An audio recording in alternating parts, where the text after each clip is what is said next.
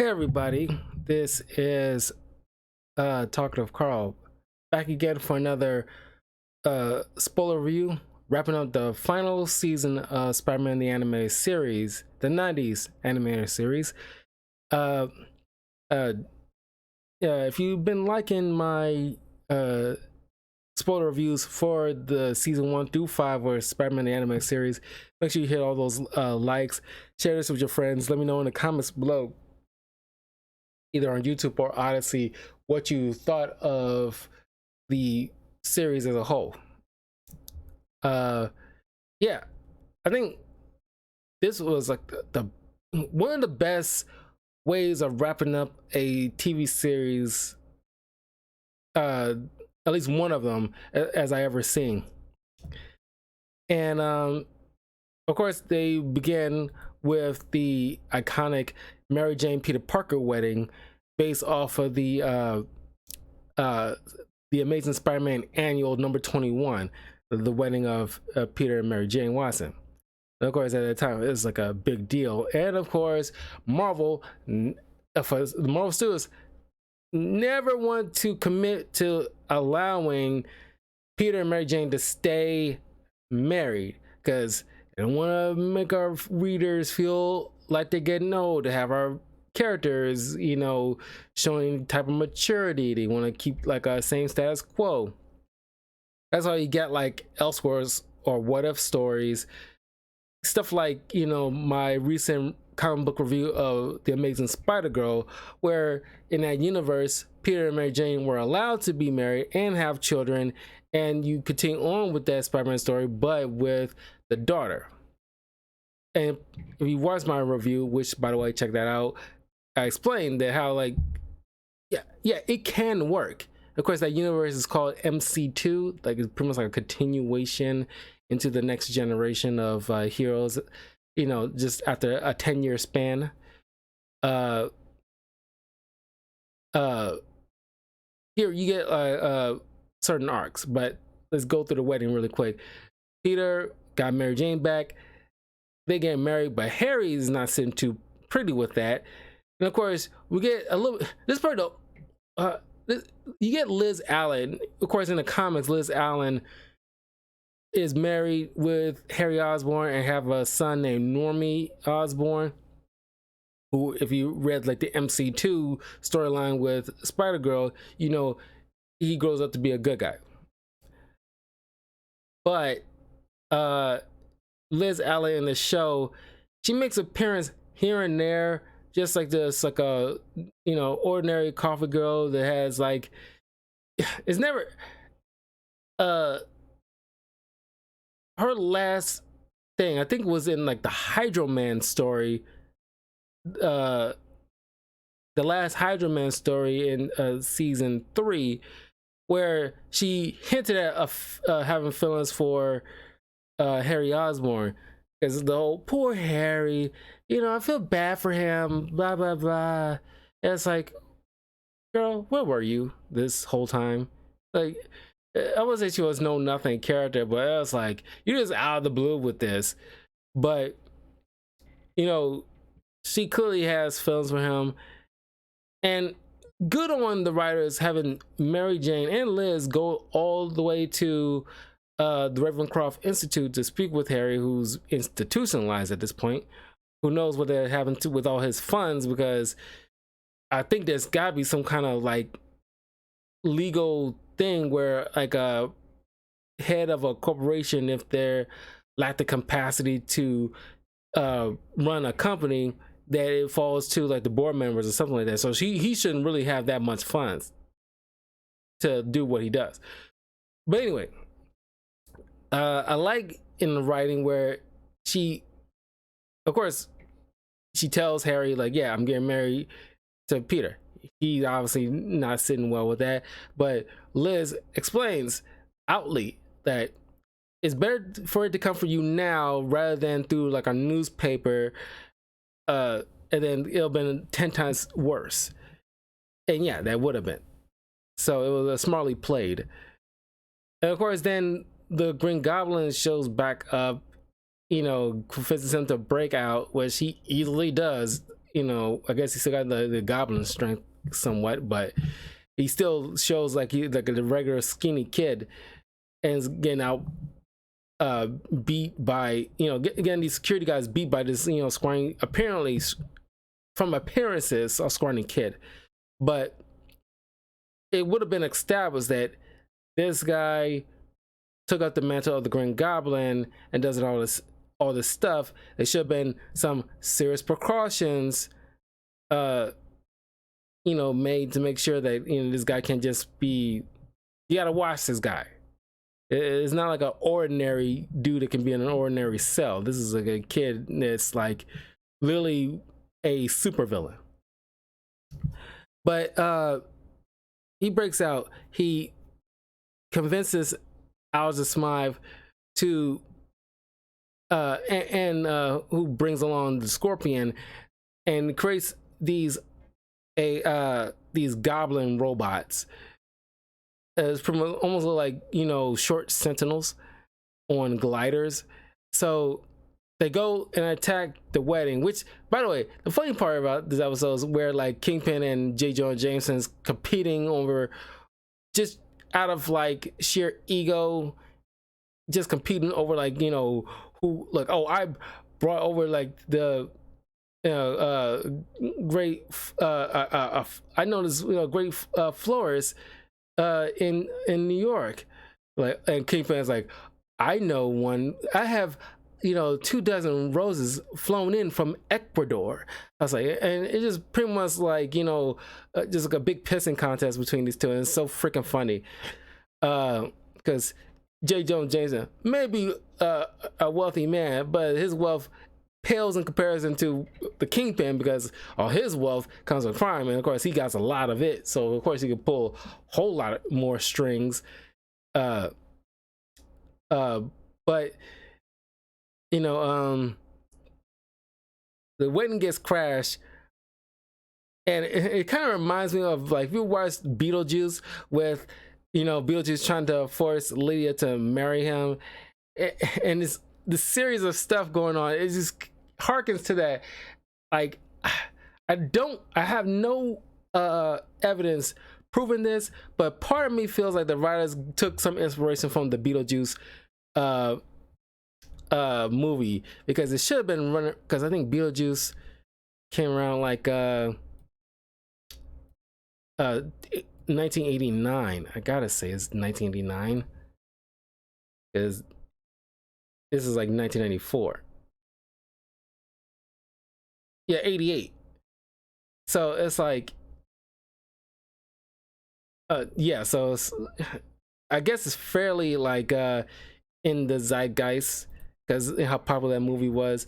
But it just it spoke to me. At least, like, wow, that's hilarious. How, you know, just Harry, like, and then the priest just thanks, oh, like, no, wake up. So funny. But the day is saved by Liz Allen, of all people, who you know, convinces Harry that, like, oh, I love you, you know, you think you know who your enemies are, but don't you know who your friends are? And then of course this calms him down, and then, you know, he walks away with Liz, like I don't feel too well, Liz. I hate weddings, and, you know, I just need to get back to my cell. It's like, wow, it's like kind of the weakest version of Harry Osborn out of many other iterations that I've seen him in. But that's, I guess, kind of relative to your point of view. But, you know, Liz Allen, from what I've read in certain moments in comics, I mean, growing up, all I remember in a lot of Spider-Man comics, Liz Allen was already either a girlfriend or married to Harry Osborn at this point. And she was a little bit more of a, especially after, you know, at one point when Harry supposedly died, she took over the company as like the I guess like legal sense, the will or something like that. She took over, and she gotten like from what I remember, she was a little bit of a harder person rather than the easygoing, friend of Mary Jane. I guess a little bit more stern is probably the right word. So of course they get married, and it was probably the best day of Peter's life. Of course, you still waiting for that other shoe to drop. But the next thing is like the Six Forgotten Warriors arc, and you don't know who they are. They're like the early timely comic stage of Golden Age heroes. You can think of them as like the Marvel's version of the Justice Society of America. You got Black Marvel, the Destroyer, Thunderer, Miss America, and the Wizard. And of course everybody makes fun of that because like you of course, yeah, it's the 40s, but even then the 40s would have probably been laughing at a name like that. It's like, come on. Of course, like the Wizard got super speed, Miss America has super flight, which is pretty much like just Wonder Woman, but only powers her is flight. Thunderer pretty much like a sonic scream, like Banshee from the X-Men.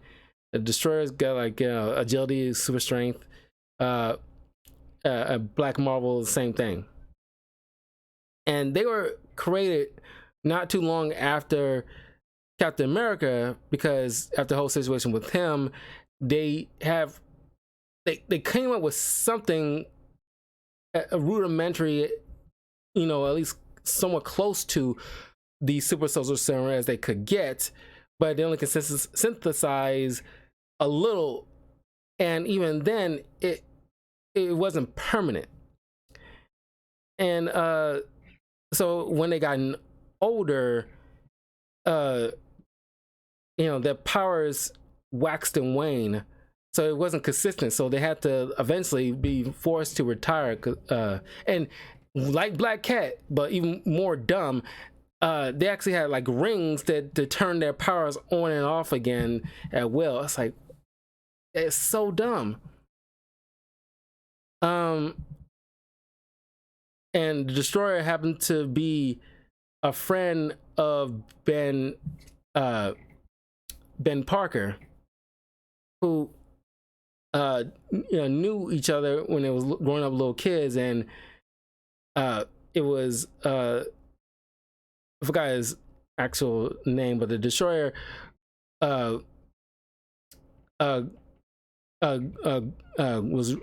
up in the same neighborhood as Ben, and it was him who went to they had the eyes for this one girl that the Destroyer ends up winning the heart of, because after he went to the this secret program that made him the Destroyer, he was able to like join in the fight against the Axis power and help liberate countries and everything like that. So because him and Ben grew up admiring superheroes and wanted to be superheroes themselves, but he actually was able to achieve it. And of course Ben was a little bummed that the girl he had eyes for went and chose him, but the Destroyer was always wondering whether or not did she chose him for him or the fact that he was a hero. And but then eventually Ben went with Aunt May and had a relationship with her. But one time when, because he was still hurt, she wanted him to retire, but he got addicted to being a hero. He loved saving people. But one time he saw like a robbery going on, and then he jumped in to try to stop it, but the ensuing gunfire, one hit his wife and she died as a result of his carelessness. And that's where Ben got the line of "with great power must come great responsibility," because of seeing his friend going through that. So that kind of really spoke dividends to Peter when it's like, oh, so that's where he got it from. This guy, this is his experience. Anyway, I say all that because the story begins with Nick Fury picking up this guy, the Destroyer, and who knew Aunt May because he was planning on selling the house and moving in with Anna Watson. Since Peter and Mary Jane are moving in together and starting a new life, she doesn't really need this big old house anymore. Don't know how you would afford this big old house regardless, or even with Ben's help at that time. I don't know how you held on to a house this big that looks like it can fit a family of 5.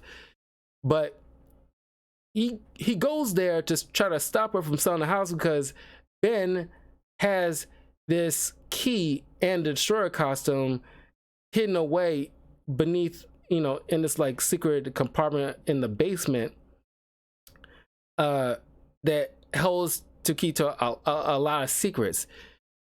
A word got out because the scientist was captured by the Kingpin because and they go at because Kingpin is going after the former members of this the Secret Six, and each one holding a key that powers this doomsday device, and they had to be forced retired, not only because aside from the power situation, because Captain America was leading them, and of course in a majority of the iterations Cap was frozen in ice, but in this he and Skull were trapped in hand-to-hand combat through this portal thingy, and for 50 years he's like been gone. So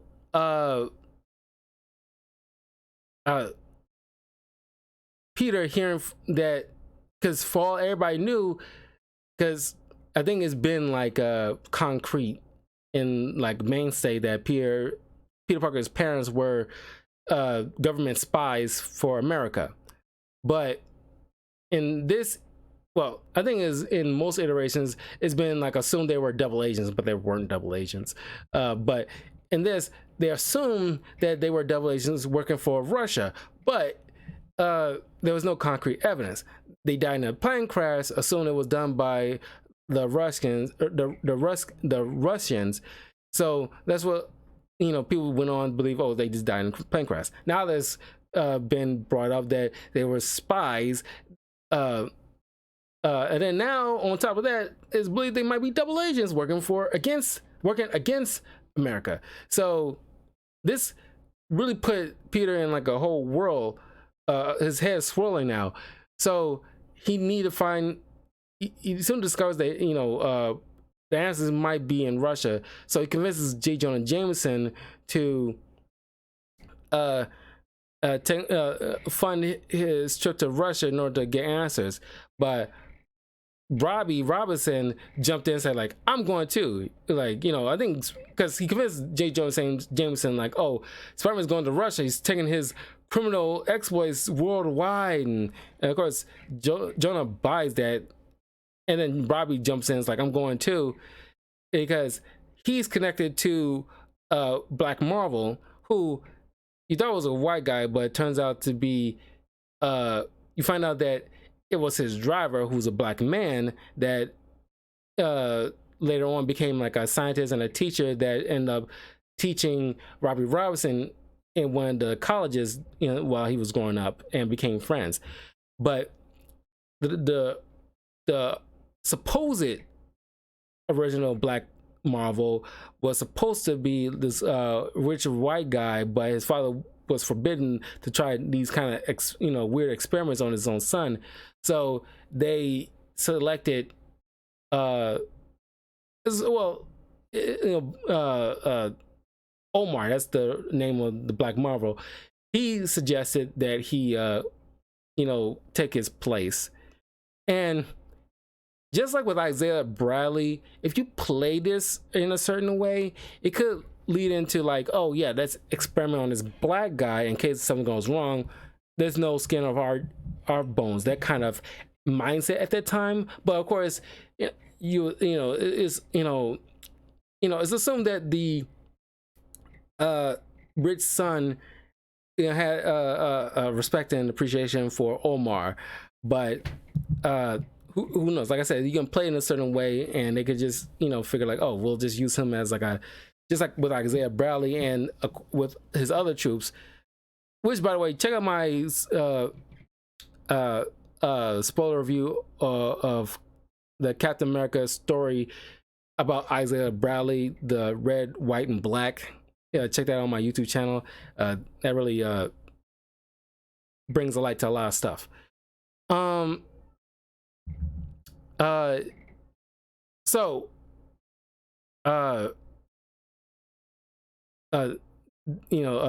Peter's confused, like, why is Robbie coming along? What's he got going on? And of course, he goes there to talk with an associate of Omar's, who's another scientist, and turns out there was this girl who was a little kid around the same age as Peter would have been when his parents was alive, and the scientist, her father, tries to like give this box with the key and everything like that to the Parkers, who feel like they was being watched, and it's like it's too dangerous for them to carry on. They got to leave with them. And of course, they was right, because they end up dying in a plane crash. So eventually, when she sees him, she decides to hand the lock box with the key and everything like that to Peter, feeling like he would know what to do with this.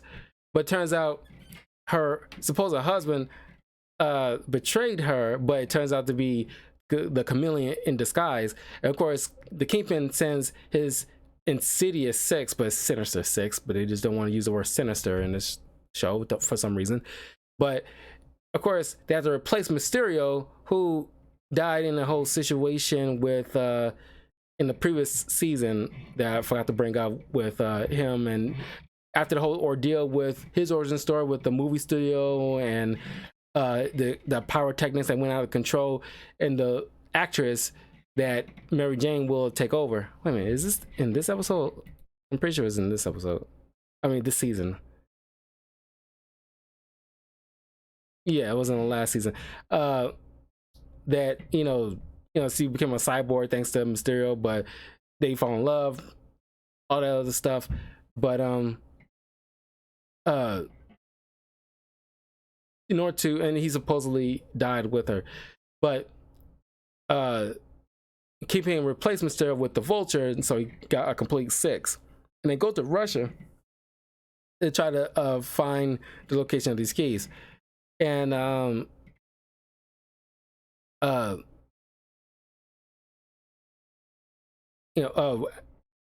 once things against like kind of like okay, we get also an introduction of the Silver Sable here, Silver Sablova, but people know as Silver Sable. You might recognize her in the Spider-Man PS4 game in one of the not just the DLC, but through the main story too. She is awesome in that. That's probably like the best version of Silver Sable that I've seen. That game really do a lot of characters right, and that's like a great version of the Silver Sable. But in the comics, there's been like a moment, I believe, that her and Spider-Man had like a thing between each other. But Silver Sable is like, probably should pick up there was supposed to be like a Silver and Black movie with Silver Sable and Black Cat team up kind of thing that kind of fell through after the pitfalls that was the Amazing Spider-Man 2. I should find like a Silver Sable comic and do a review on that. Let me know if y'all think that's a good idea. But anyway, so she leads like the Wild Pack. It's kind of like she's trying to have it's like a little mercenary group thing, and they're hired by, they don't even realize it's the Red Skull. I don't know how you not notice, but it's not the Red Skull. It turns out to be his son, who was pretending to be this Russian police captain. But it's like, in the comics, Red Skull only has a daughter, and her name is Sin. Which it's like you're not even trying to hide the fact that you're bad guys. I mean, with the name like Sin, Red Skull, it's like, come on. It's like saying my name is, you know, Mick Bad Guy. Uh, so uh, after uh, the Sinister Six gather all these keys, and the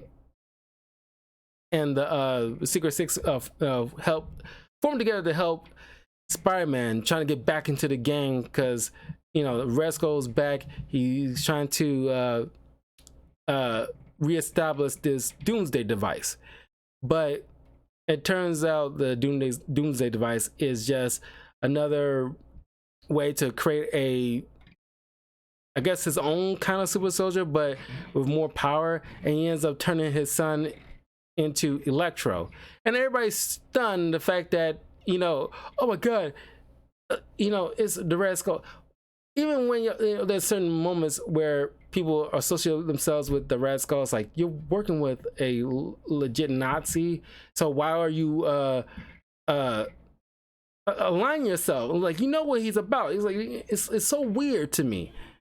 But it turns out, like, Kingpin gets betrayed by the Chameleon, who turns out to be the brother of this version of Electro, because we all know Electro's real identity is Max Dillon. And that's the Electro that we all know. But in the current comics, there's a female version, Faye something or whatever. I forgot her doggone name. Hold on.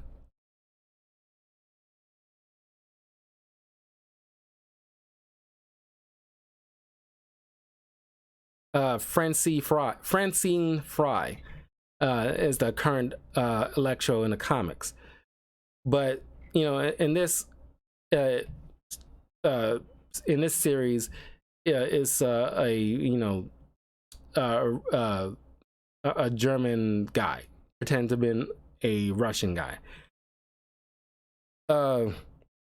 So after they release Red Skull from his interdimensional purgatory, they end up releasing Captain America as well, and just seeing Captain America just getting right into it and just taking down like the Red Skull and all his cronies, and it's awesome to see.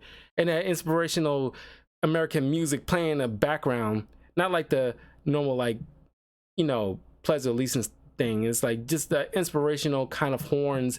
It's not too dissimilar to what you hear from the first Captain America movie. And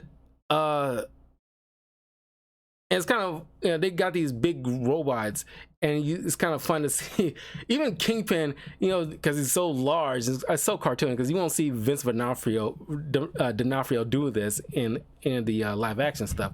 But because he's so big, he lifted one of the legs off these giant robots and to topple him over. But it's kind of fun to see, like, the Sinister Six, Kingpin, the Secret Six, Spider-Man, Captain America, and the Sinister Six all working together to topple these robots.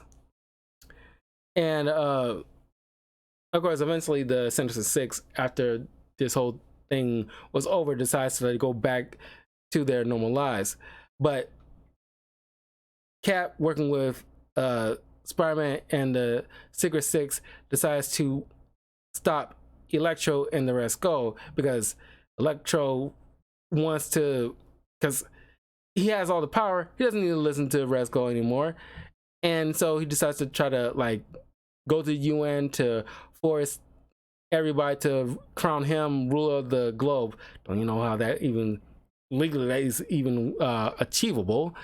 But then Shield gets involved, and it's like you just throwing you're just throwing people for him to just knock back down so easily. He's made out of electricity, people. There's plenty of scientists, even if you don't even need to be a scientist to grow up, learn this in the basic elementary school science fair know how to deal with this, neutralizing electricity. Heck, if you ever even watch or play any of the Pokemon games, you know how to deal with electricity. Stuff that doesn't conduct electricity, take them down with that, or hit them with a bunch of water to short circuit him. Duh. It's like you're throwing stuff at him he can easily knock away. That was like Shield was completely useless. But thanks to Spider-Man and Captain America, they managed. Well, they managed to. Cap managed to get Skull back into this portal thing, but you have to go with them. It's like, I trust you, Spider-Man. Fight on. You're a great hero. You can do this. And of course, Cap, so good with the speeches. So now it's up to Spider-Man to take down Electro, and he tricks Electro into zapping his fuse box, which gets this perpetual loop energy negative field to absorb Electro and suck him in, and it deals with that. And so they stop like the Red Skull's tyranny in this, and of course the Parker's names are cleared completely, and they was true blue patriots. So now we move on to like the two-part of the return of Hydro Man. Like I said previously, that he will make a return. And you also get the introduction to Miles Warren, the Jackal, but he's not the Jackal here, but the Jackal storyline. And of course, the introduction of the whole clone stuff, where he ends up cloning Maury Bench, the Hydro Man, who also had a hand in using that same process to clone Mary Jane Watson. Thanks to like Hydro Man forcing him to do so. And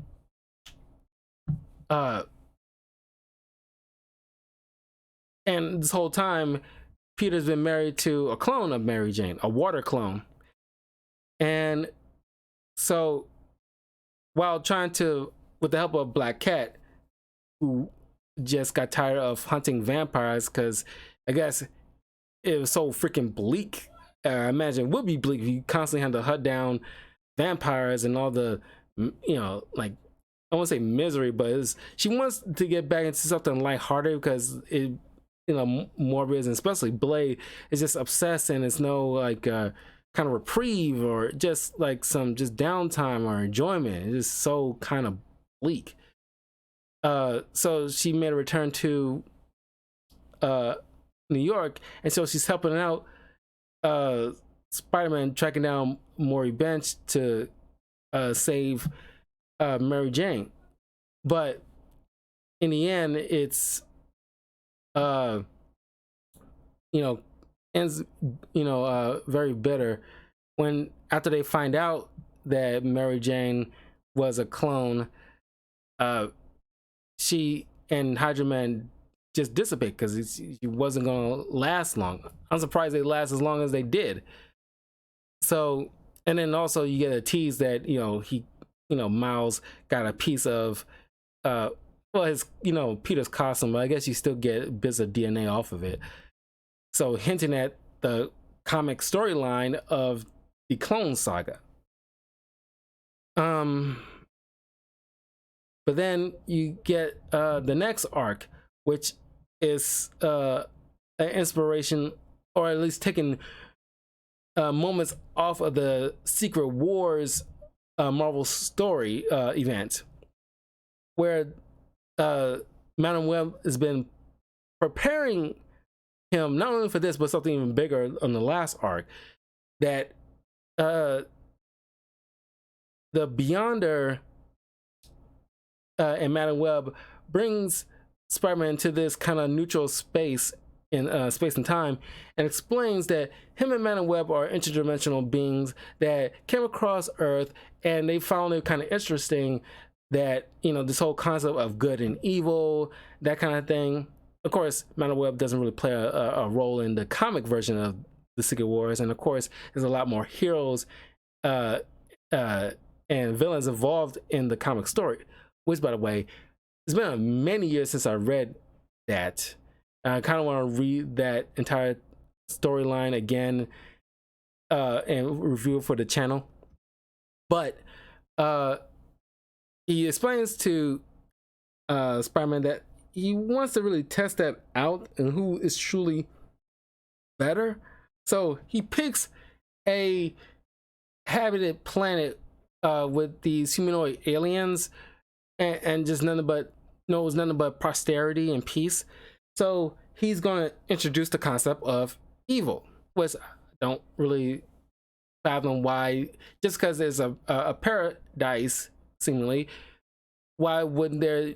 Because every higher life form some point has somebody that is not as good or just plain old, you know, psychotic or whatever. It's, you know, it's hard.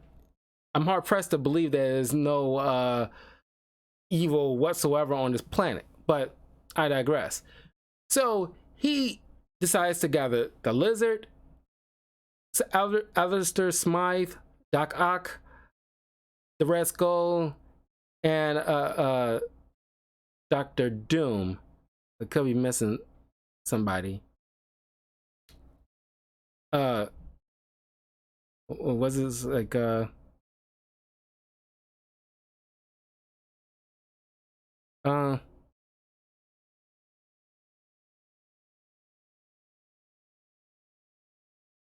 yeah, that was it.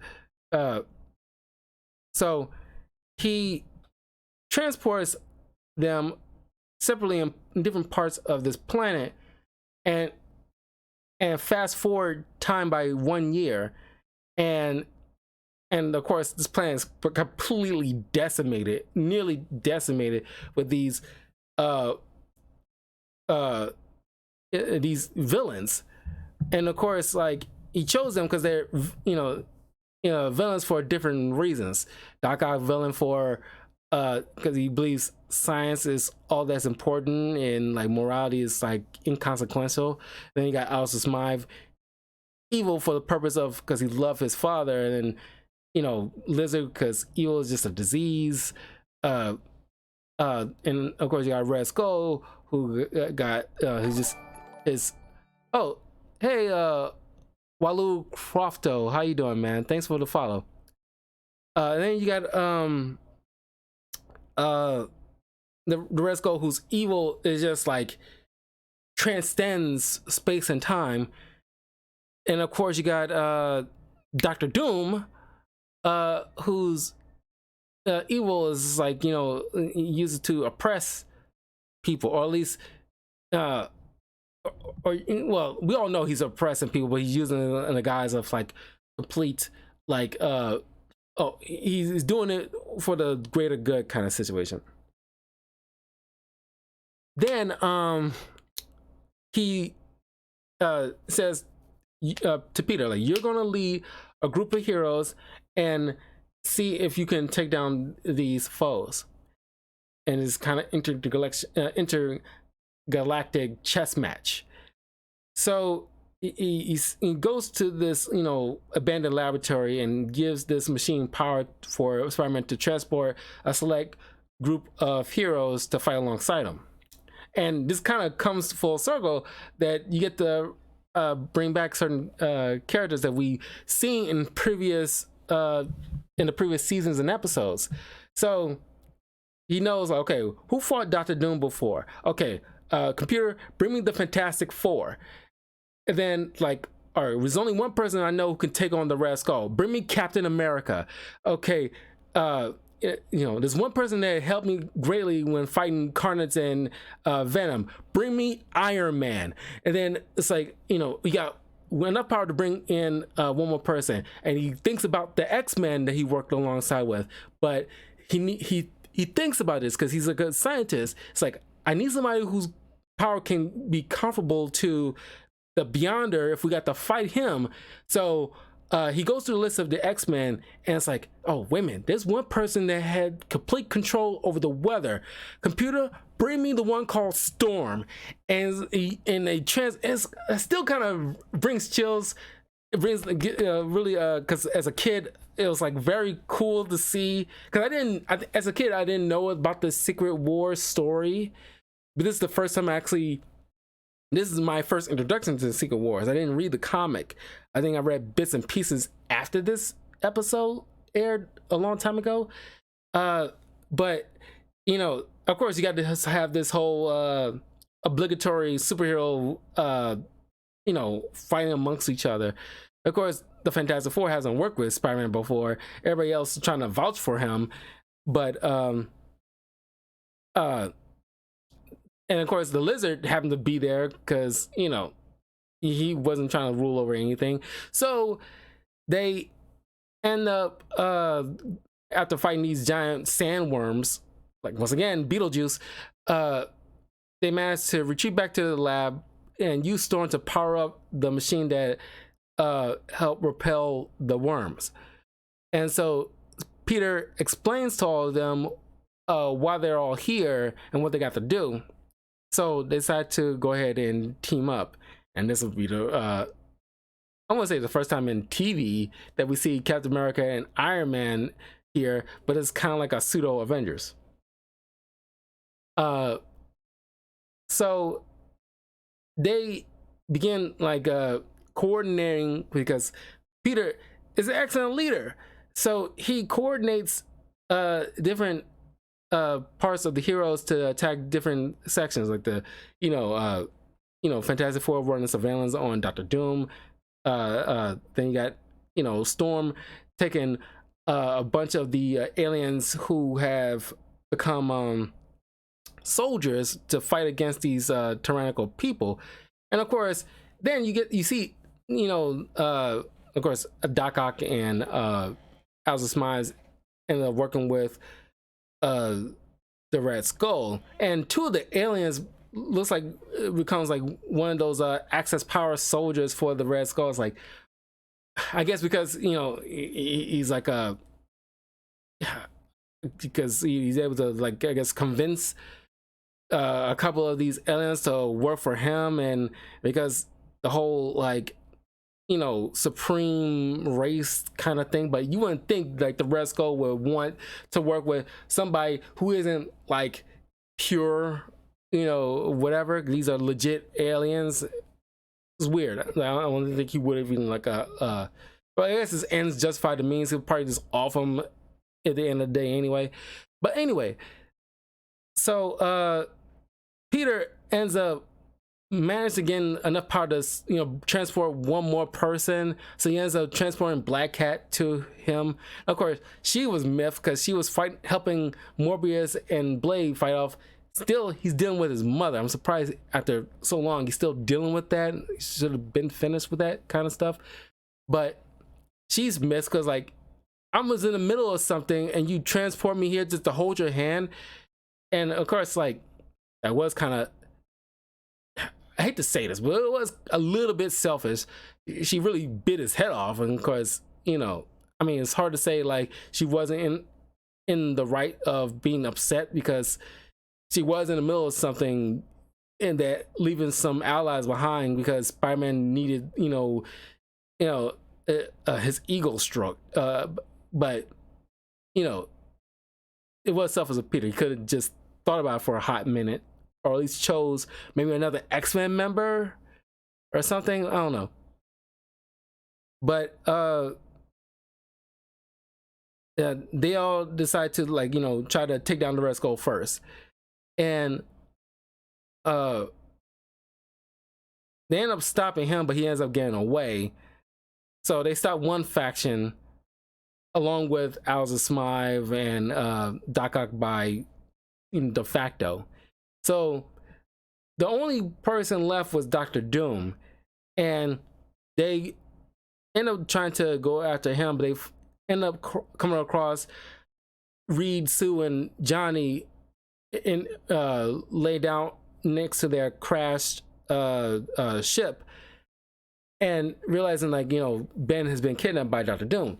They go there, of course, after Johnny regales Spider-Man on, because Reed refuses to not abandon Ben Grimm, because Johnny tells him about the story of how they became the Fantastic Four with the cosmic rays, and he blames Ben for becoming the Thing. Of course, in current comics now, because it's been a long time, but eventually they came across in a story where I guess Ben's powers grown to a point where he once a year he can change back into normal Ben Grimm.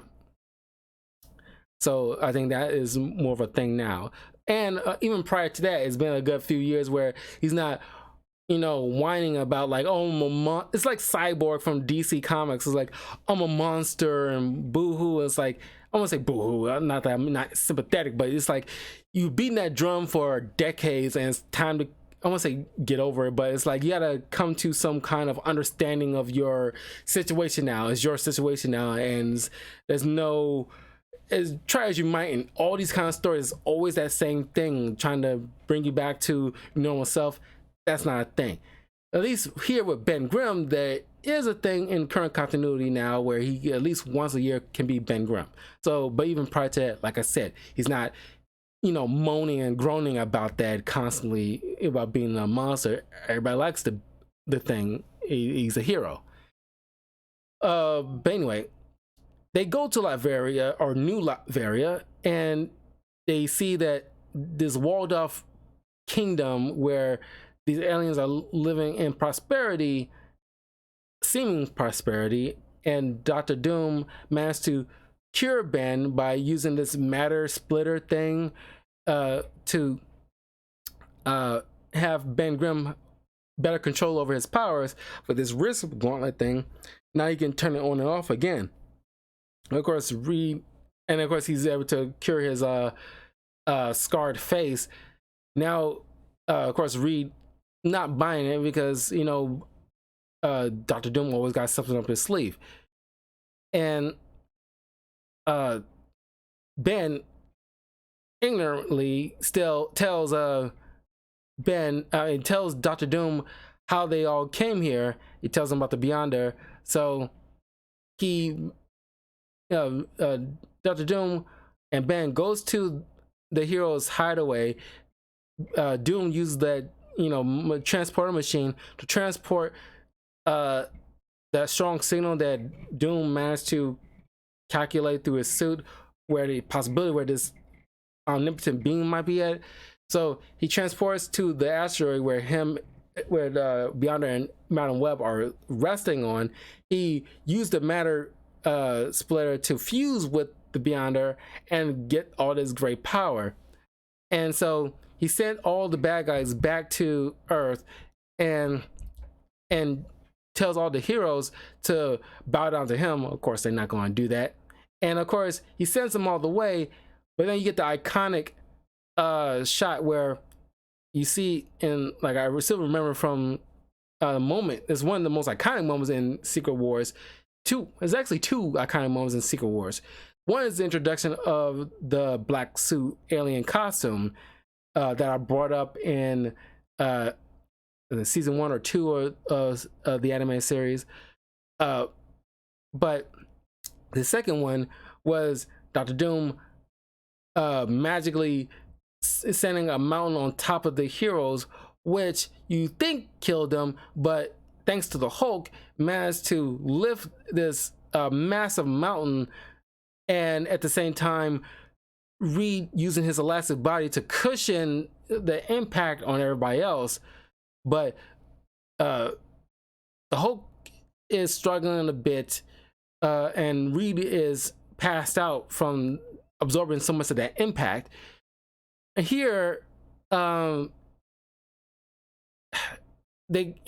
never explained how they managed to like lift, because some of them have like considerable amount of strength, but I think Ben Grimm is probably the closest one that actually got the better strength out of all of them. But they managed to like hold it up just narrowly so they can burst out without getting crushed to death.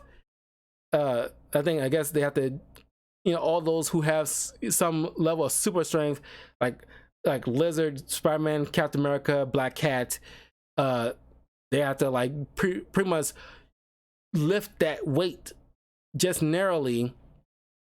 But then, of course, they have to rest up, but Spider-Man's not going to hear it, so he ends up going on his own to Doom's castle, which turns out that because he has no control of the Beyonder's powers while he's sleeping, all his like nightmares started pouring out of him uncontrollably, which now he can't turn off for some reason because he doesn't have complete control. And it's very cool to see like Spider-Man telling Dr. Doom about with great power must come great responsibility, because Doom chastises everybody like, which one of you ever wanted to give your powers? Half of them have, especially like Storm being oppressed for being a mutant, would in her younger years probably would have loved the idea of not having powers anymore so that she can have a normal life without being chased or hunted for being something that she had no control over. And Spider-Man, especially given how hard he had, ever since he became Spider-Man, he wanted to give it up multiple times. So even with that great power, great responsibility line, he ain't trying to like hear it. But thanks to Ben Grimm using the Matter Splitter, split the Beyonder from Dr. Doom, and Beyonder says like, well, the game has won. So he resets everything, and people won't remember what had transpired except for Spider-Man, and it sends everybody home. But there's still one more battle that Spider-Man has, which speaks to, because you call it Spider Wars, but it's, I think this is like the proto, because I'm not sure when the because the Spider-Verse thing obviously wasn't a thing back then. I think this would have been like the proto Spider-Verse here, where Madam Web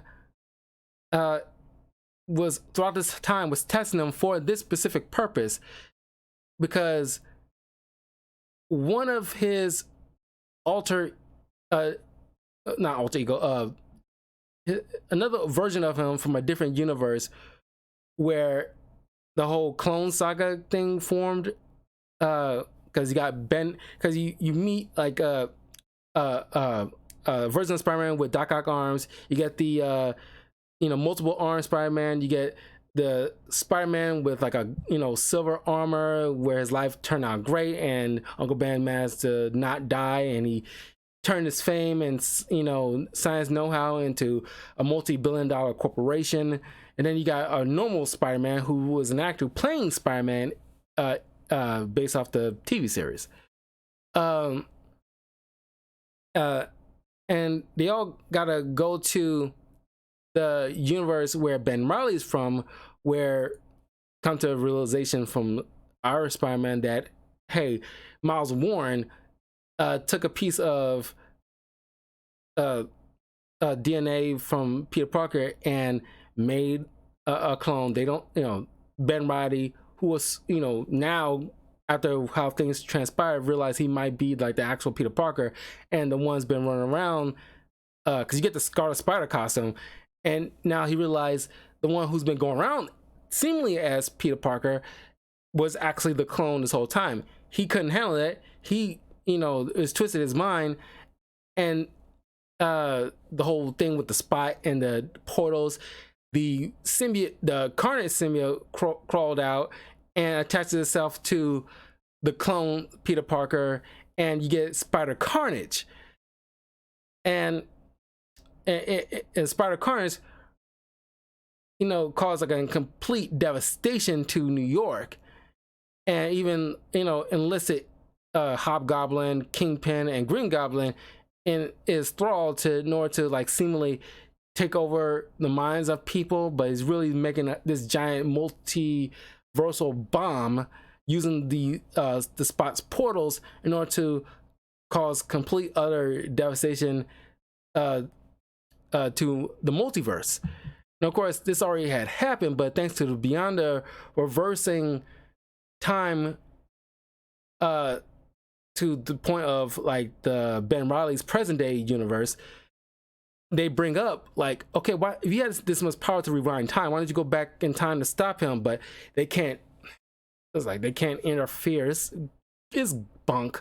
It's like they can't interfere or do anything to physically touch the. They only can stay in one spot for a brief amount of time. That's why if you're wondering why Madam only pops in and out constantly throughout the previous seasons, because she can't stay in a fixed point in time for too long. So she's been testing these Spider-Man, especially our Peter Parker, this whole time to see if they can effectively deal with this. Our Peter Parker throughout this whole time is the only one's actually gone through the paces and pulled through, and so he's the de facto leader. So they go and try to stop Spider Carnage, and of course, like they do end up stopping him from setting off this like massive bomb, but it's like it was kind of fun to see, like, because one by one, like, these other versions of Spider-Man get stunned, so it's down to like Ben Reilly and our Peter Parker, because the mutated Spider-Man turned to Man Spider at this point, and now he's on a wild rampage. So Beyonder blinks him out and transforms him, so because he has to go back to his point, because his powers is kind of like the Infinity Stones. They only work in their own universe. Beyonder has to go back to the main universe where our Peter Parker is from, but in order to recoup his power, so he transported the Man Spider with him. But in order they're down a couple of Spider-Man, so they send the normal Spider-Man out as a Hail Mary, and I think that was really cool because he kind of like as a subterfuge, just to stop the bomb, or at least the massive like hole to cause the blast to initiate. So this gives like Ben Reilly and Peter Parker enough time to like stop Spider Carnage, but he ends up taking the portal to the Armored Spider-Man's universe. So Man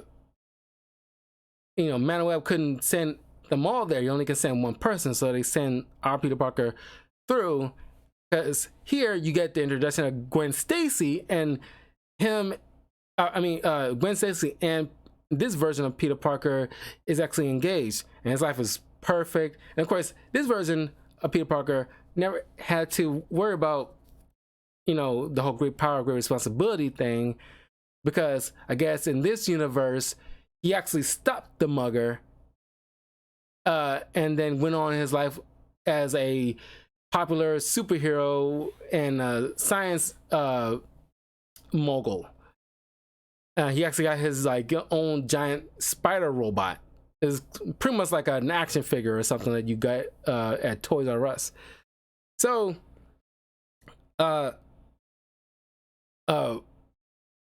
Peter decides, and it's really cool because utilizing all the lessons that Madam Web's been teaching him throughout this whole entire time about using your head, using your heart, in the power of a loved one kind of situation, all things that he learned from like dealing with Robbie and his son, dealing with Morbius, all this stuff, and he comes, and it all comes full circle. He rolls it all into one, and he went out and finds this version of Ben Parker who's still alive, because if there's one person that any Peter Parker would listen to, it's Ben Parker. And thanks to Ben Parker, who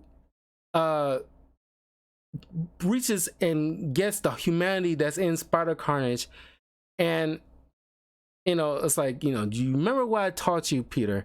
and like kudos to like the voice actor uh Christopher I keep blanking on his name. Uh uh uh Christopher Barnes, because it's like just like you can hear like tears well up. It's like with great power must come great responsibility, and so he's trying to fight off the carnage symbiote, but it's been bothering too long at this point. Uh, so he decides to like with his last bit of his own consciousness, he shrinks the portal and hops in, knowing it's gonna obliterate him altogether. And Ben tells Peter, it's like, he did what he thought was right, because he couldn't live himself with who he was and what he's done, and he doesn't want this to be like a utter continuous terror moving forward. And it's a nice moment where you actually get Peter Parker speaking with at least a Ben Parker, but just hearing his voice telling him how proud he was, it just like that meant a lot for not only for Peter, but all the viewers who grew up watching Spider-Man and reading Spider-Man comics, just to hear Ben Parker tell him how proud he was, and it kind of makes what he does all the worthwhile. Kind of the same way with the little girl who had like cancer, was in a cancer ward and things like that in season 3. It's like really like makes what he does so important that the little people will recognize that, in case, just because it's not like overtly shown like it is with the Armor Spider-Man's universe, where he's like overtly loved. He's loved, by the little people, and that will count, even though it's not widely shown. And so, with the multiverse save, even though I think, Peter, when he gets back to his own universe, should find Miles Warren and deal with that before he gets his own, because he makes a comment about Ben Reilly's circumstances with the clone stuff. It sounds like a bad comic book writing. And of course, I think that's kind of like a joke on how not a lot of people like any kind. Marvel says just abandon anything with clones, because like, especially when it comes to Spider-Man stuff, they never work out. They're all bad. And no matter how they try to do it, even with Miles Morales, it sucked. I think they tried to do it with Spider-Gwen at one point. I think that sucked. I can't remember. I think they tried to they should just abandon clone stuff. I think I have a slight appreciation with the clone conspiracy thing, which eventually I would want to cover. And through that, I'll tell you why I kind of like it a little bit better. But let's just stay away from clones altogether. But Madam Web takes Peter, an ordinary actor Spider-Man, to his universe where Spider-Man and all the Marvel characters are fictional characters. Kind of speak to like, oh, he took him to our universe, and he meets up with Stan Lee, who has a cameo, because of course Madam Web is voiced by Stan Lee's late wife, and of course Stan Lee voice himself, and is Peter gets this like further love that you made me like a great hero.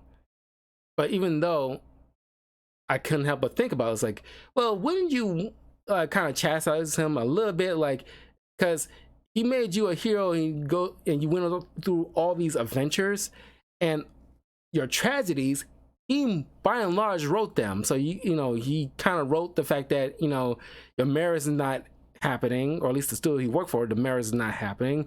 The death of a lot of people that you care about, he had a hand in. So it's like, would have, it's kind of like Last Action Hero with Arnold Schwarzenegger movie. If you ever watched Last Action Hero, in that scene, Arnold had like an existential crisis when he come to realize that his life as Jack Slater, I think Jack Slater was the character's name, his whole life was completely fiction. Everything he went through, it was for other people's entertainment, while it was real to him. You could have had that here, but I guess you got to wrap it up in a nice bow. And so, as things, Madam Web decides to like help him find Mary Jane, and it kind of ends there. And most people who grew up on this series, of course, you get Spider-Man Unlimited, which is, I guess, kind of a continuation off of this, but normally like Spider-Man Unlimited. Maybe at some point I'll do, because I won't, it's not part of my list of Spider-Man kind of reviews I'm doing right now, but at some point in the future I'll probably cover Spider-Man Unlimited. I like somewhat of the well, the animation. I think I like the Spider-Man Unlimited costume more so than any other the animation throughout the entire series. I think the High Evolutionary was like the main bad guy, along with like, you know, having Carnage and Venom being weirdly designed, being their his henchmen. It wasn't good, but a lot of people want to know, like, okay, how do you tightly wrap up this proper where with like, because you never found Mary Jane, and what's up with the whole Miles Warren? Now that you know that he in one universe cloned you, you're gonna find this version to see, like, you know, what he's up to and try to put a stop to that to avoid that kind of same circumstances. But anyway, that's, you know, how that's it with 90s Spider-Man, the animated series. The next one I'm gonna be doing is the MTV version Spider-Man show, and I think that'll be like next week. I'll do a review on that, so look out for that. And then after that, I'll work in the next one will be like the Spectacular Spider-Man. I'll be doing spoiler reviews for you know, it's 2 or 3 seasons they had. I'll be working on that. I think that'll be all like the Spider-Man TV series, but in between all that'll be like the, you know, the comic books. I was planning on doing like a comic book review of Spider-Man Noir and Spider-Ham today, but I think I'll probably save that for Thursday, either tomorrow or Thursday. It all depends on how I feel after work tomorrow, but more than likely it's going to be Thursday, so look out for those. So yeah, that's all there is to it. So if you're watching this on YouTube or Odyssey, the links are in the description. You can follow me in my various channels. Of course, YouTube, Twitter. You follow me on Twitter. That's where you know when I'm live. Twitter.com/talkativecarl or @talkativecarl. You know, of course, my Instagram, my Patreon. I have like a Patreon set up with a very cheap tier list. You can check out the links in the description and make, you know, certain requests, and I'll definitely put on a list and put it on Patreon for first members, and then some of them I'll eventually put up on YouTube and Odyssey. But anyway, yeah, it's fun going back to this series. Very nostalgic, as my introduction to Spider-Man, and is why he became my all-time favorite hero, period. Like I said, season 4 is probably the lesser lesser season in my opinion, but I love the whole Sins of the Father season. That was a very good themed season. But I think, well, I like the whole the Secret Six arc, because you get Captain America, but I think like the Secret Wars and Spider Wars was probably like the best arcs, but that kind of elevates this season altogether slightly up. I put this season, the third season, below that. This season is up top. Third season, I think, will be number 2. Season 2, ranked number 3. Then season 1. Then season 4 will be the very bottom. I'm curious to know how would you rank the seasons and what you thought about the series as a whole. What was your favorite characters? which superhero was a great cameo. I think Daredevil is probably one of my favorites as far as like great cameo. Daredevil and Iron Man is probably like very great. Uh, of course, like that X-Men. It's just like to see the X-Men team up with Spider-Man. You hear that '90s nostalgia because they was filming these kind of things.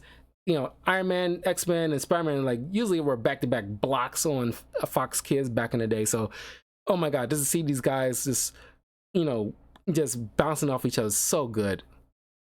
But anyway, I will see you guys if not tomorrow, Thursday, because I want to get back to more for spoken uh at some point. But yeah, I will see you guys later. Have a great night. Peace.